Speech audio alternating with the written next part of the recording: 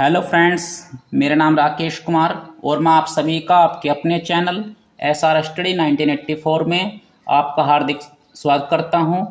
और देखिए, आज का जो मेरा टॉपिक है वो है बौद्ध धर्म। तो देखिए, आज हम बौद्ध धर्म के विषय में पढ़ेंगे और बौद्ध धर्म के जो संस्थापक हैं महात्मा बुद्ध जी, उनके बारे में इसमें हम पढ़ेंगे। तो देखिए, वीडियो लगातार देखते रहिए, ठीक है। तो देखिए, बौद्ध धर्म। देखिए, बौद्ध धर्म के जो संस्थापक थे वो थे गौतम बुद्ध जी। कौन थे? गौतम बुद्ध जी। गौतम बुद्ध कह सकते हैं, महात्मा बुद्ध जी कह सकते हैं, ठीक है। बौद्ध धर्म के संस्थापक महात्मा बुद्ध जी थे। इनका जन्म 563 ईसा पूर्व में हुआ था। कब हुआ था? 563 ईसा पूर्व में। जन्म स्थल अर्थात ये पैदा कहाँ हुए थे, ठीक है। ये पैदा कहाँ हुए थे? ये नेपाल में कपिलवस्तु के पास लुम्बिनी नामक स्थान पर ये पैदा हुए थे। सही है। नेपाल में कपिलवस्तु के पास लुम्बिनी नामक स्थान पर ये पैदा हुए थे। इनके पिता का नाम शुद्धोधन था। क्या नाम था? शुद्धोधन। इनकी माता का नाम महामाया देवी था। महामाया देवी इनकी माता का नाम था। इनके बचपन का नाम सिद्धार्थ था। सही है। इनके बचपन का नाम सिद्धार्थ था और इनका पालन पोषण इनकी मौसी प्रजापति गौतमी ने किया था। क्यों? क्योंकि इनकी जो माताजी थी, इनकी माताजी इनके जन्म के कुछ ही समय बाद मृत्यु को प्राप्त हो गई थी, ठीक है। तो इसी कारण से इनका जो पालन पोषण था वो इनकी मौसी प्रजापति गौतमी ने किया था। महात्मा बुद्ध जी की पत्नी का नाम यशोधरा था। क्या नाम था? यशोधरा। इनकी पत्नी का नाम यशोधरा था। इनके पुत्र का नाम राहुल था। महात्मा बुद्ध जी के पुत्र का नाम राहुल था। महात्मा बुद्ध जी का जो सारथी था, सारथी अर्थात रथ चलाने वाला, क्या? रथ चलाने वाला, उसका नाम था चन्ना। क्या नाम था उसका? चन्ना। अच्छा, महात्मा बुद्ध जी के जो घोड़ा था उसका नाम क्या था? कंथक। क्या नाम था? कंथक। अच्छा, उसके बाद में बात करते हैं हम। देखिए,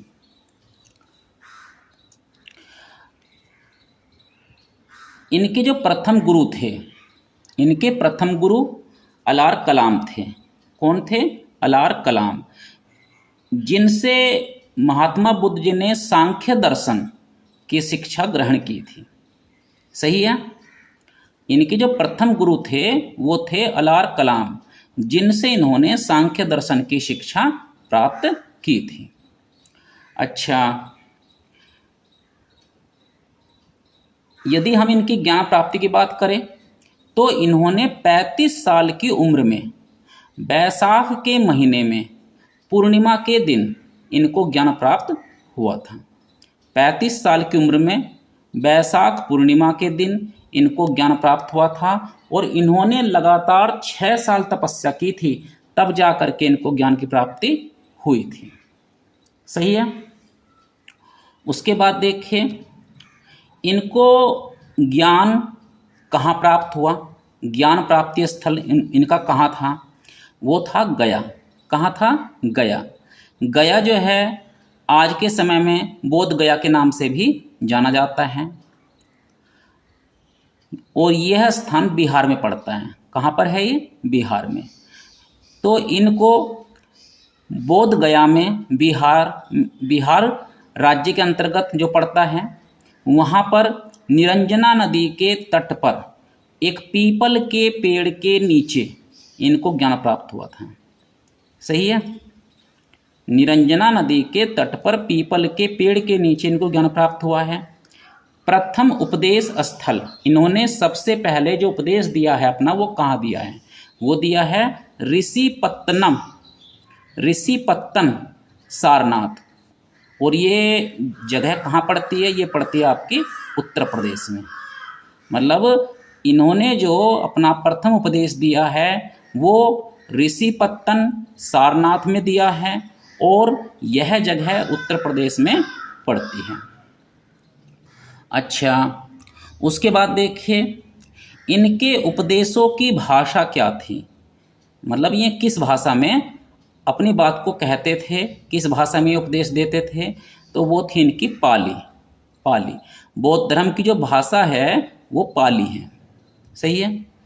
अच्छा, इनके दो शिष्य थे, आनंद और उपाली।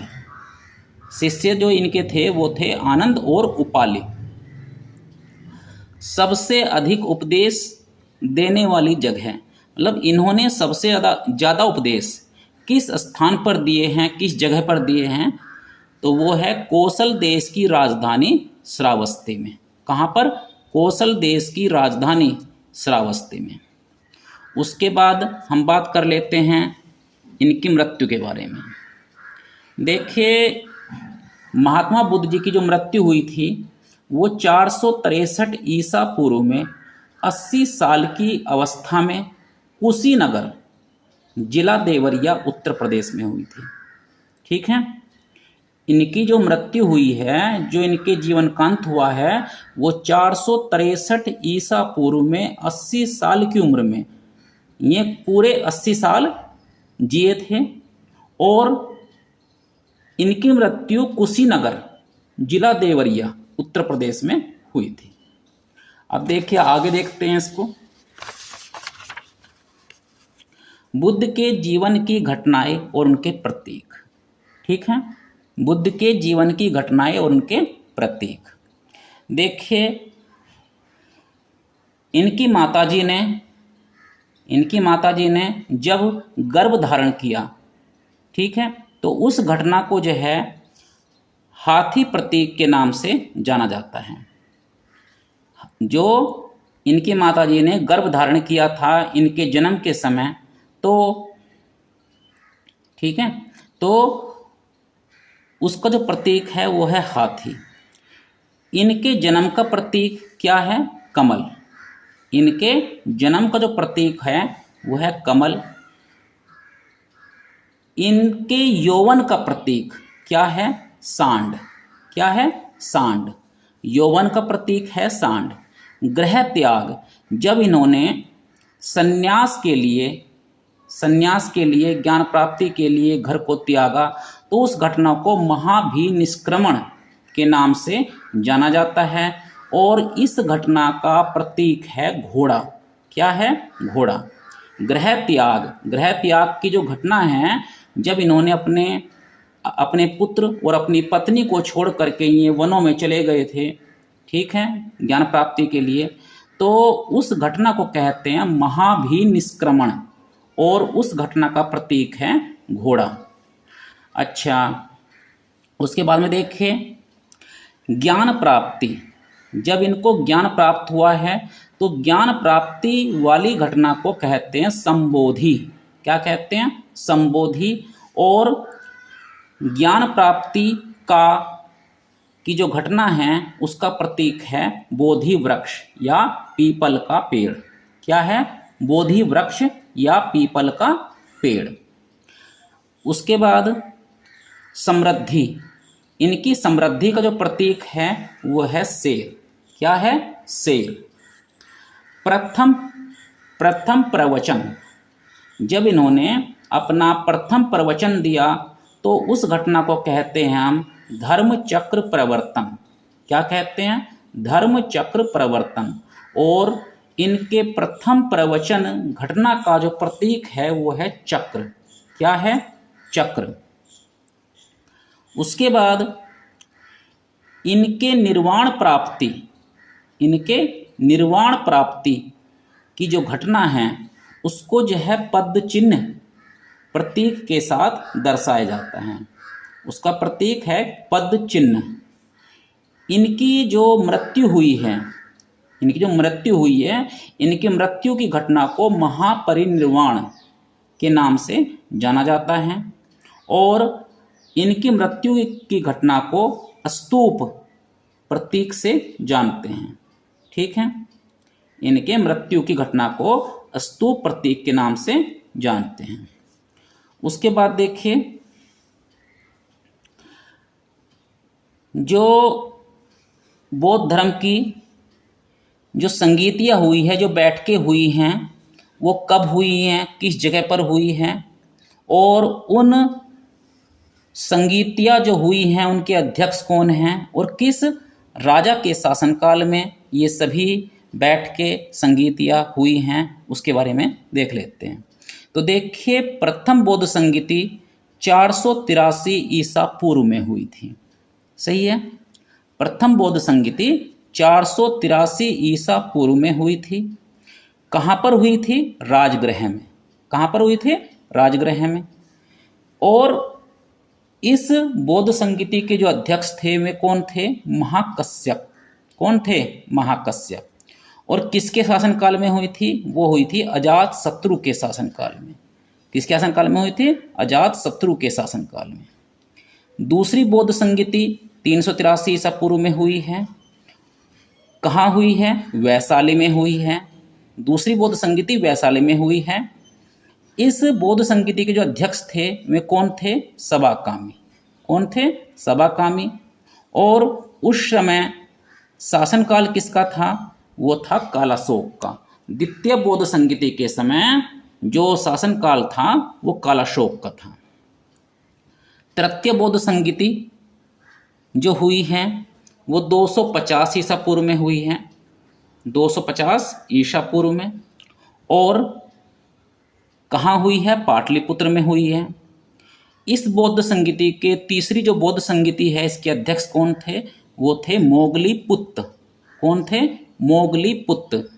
और यह जब तीसरी बौद्ध संगीति हुई तो उस समय किस राजा का शासनकाल था? तो वो था अशोक। तीसरी बौद्ध संगीति के समय अशोक का शासनकाल था। अब बात करते हैं चतुर्थ बौद्ध संगीति के बारे में। चतुर्थ बौद्ध संगीति जो है ईसा की प्रथम शताब्दी में हुई है। कब हुई है?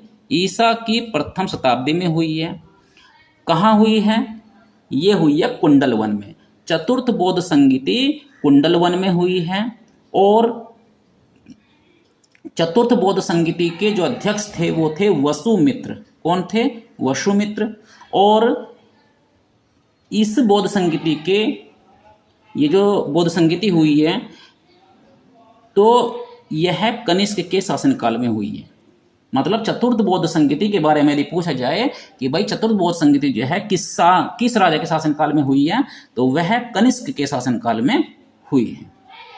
अच्छा, अब देखिए कुछ महत्वपूर्ण तथ्य हैं, उनको देख लेते हैं जरा, ध्यान दीजिए।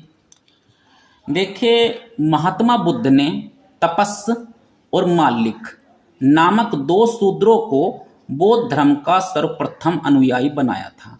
यदि ये प्रश्न जो है परीक्षा में आ जाए कि भाई कि महात्मा बुद्ध जी ने किन दो शूद्रों को सबसे पहले अपना अनुयायी बनाया था, तो आप बताना है तपस और मालिक।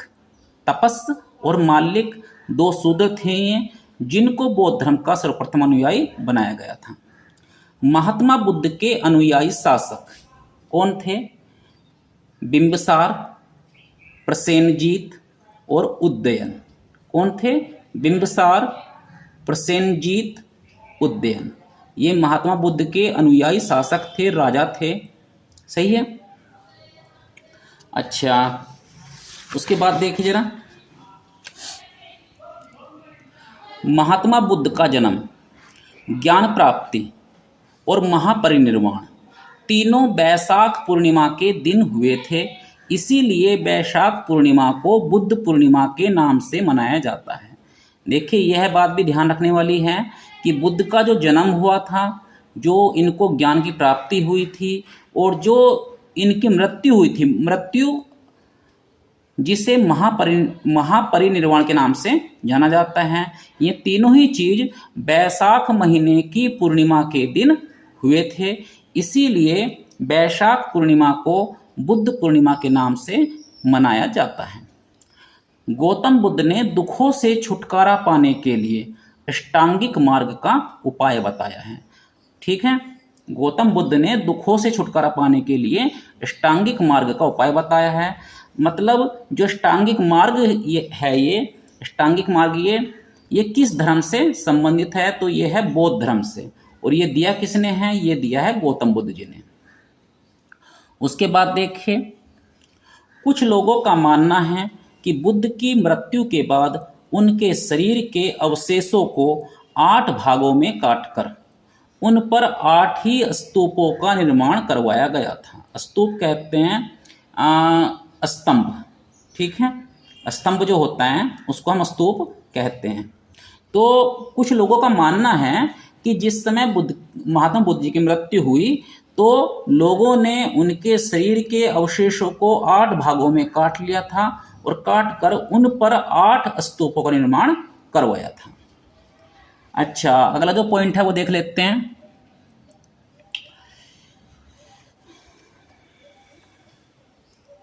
देखिए, बुद्ध के जन्म और मृत्यु की तिथि को चीनी परंपरा के कैंटोन अभिलेख के आधार पर निश्चित किया गया है। बुद्ध के जन्म और मृत्यु, इन दोनों ही घटनाओं की तिथियों को चीनी परंपरा के कैंटोन अभिलेख के आधार पर निश्चित किया गया है। ठीक है, बौद्ध धर्म के बारे में हमें विस्तृत ज्ञान हमें त्रिपिटकों से प्राप्त होता है। त्रिपिटकों से प्राप्त होता है और तीनों ही पिटकों की भाषा क्या है? पाली। तीनों पिटकों की भाषा क्या है? पाली। अच्छा, उसके बाद में देखते हैं, बौद्ध धर्म आत्मा के स्वरूप को नहीं मानता। सही है, बौद्ध धर्म आत्मा के स्वरूप को नहीं मानता और बौद्ध धर्म में पुनर्जन्म की मान्यता है। सही है, बौद्ध धर्म आत्मा के स्वरूप को नहीं मानता, लेकिन बौद्ध धर्म ये कहता है कि व्यक्ति का पुनर्जन्म हो सकता है। अच्छा, बौद्ध धर्म के प्रचार के लिए जिन्होंने संन्यास ग्रहण किया उन्हें भिक्षुक कहा जाता है। देखिए, बौद्ध धर्म के प्रचार के लिए जो व्यक्ति संन्यास ग्रहण करते थे उन्हें भिक्षुक कहा जाता था। क्या कहा जाता था? भिक्षुक। सही है, गृहस्थ जीवन व्यतीत करते हुए, मतलब गृहस्थ जीवन बिताते हुए, गृहस्थ जीवन में रहते हुए बौद्ध धर्म का प्रचार करने वाला व्यक्ति उपासक कहलाता था। ये सभी पॉइंट जो है प्रेक्षक की दृष्टि से बहुत ज़्यादा महत्वपूर्ण हैं। तो देखिए, गृहस्थ जीवन व्यतीत करते हुए, बिताते हुए बौद्ध धर्म का प्रचार करने वाला व्यक्ति उपासक कहलाता था। बौद्ध संघ में शामिल होने को उपसंपदा कहा जाता था। मतलब बौद्ध संघ में बौद्ध धर्म के धारण करने की घटना को जो है उपसंपदा कहा जाता था। बौद्ध धर्म के त्रिरत्न कौन कौन से हैं? देखिए, बुद्ध, धम्म और संघ, ये है बौद्ध धर्म के त्रिरत्न। कौन कौन से हैं? बुद्ध, धम्म और संघ। चौथी बौद्ध संगति के बाद बौद्ध धर्म 2 भागों हीनयान और महायान में विभाजित हो गया था। तो देखिए, यह प्रश्न भी जो है प्रेक्षक की दृष्टि से बहुत ज़्यादा महत्वपूर्ण है और परीक्षा में जो है कई बार पूछा भी गया है कि किस बौद्ध संगति के बाद बौद्ध धर्म 2 भागों में हीनयान और महायान में विभाजित हो गया था। तो वो था चतुर्थ बौद्ध संगति। अर्थात चतुर्थ बौद्ध संगति के बाद बौद्ध धर्म 2 भागों में हीनयान और महायान में विभाजित हो गया था। तो देखिए, आज मैंने आपको महात्मा बुद्ध के जन्म के बारे में, जन्म, मृत्यु और उनके माता पिता के बारे में बताया है और बौद्ध धर्म की कुछ खास बातों को बताया है। तो उम्मीद करता हूं कि मेरे द्वारा बताई गई बातें आपको बहुत अच्छी तरह से समझ में आई होगी। तो यदि आपको मेरी वीडियो आपको अच्छी लगी हो तो प्लीज़ वीडियो को लाइक करें, चैनल को सब्सक्राइब करें। धन्यवाद।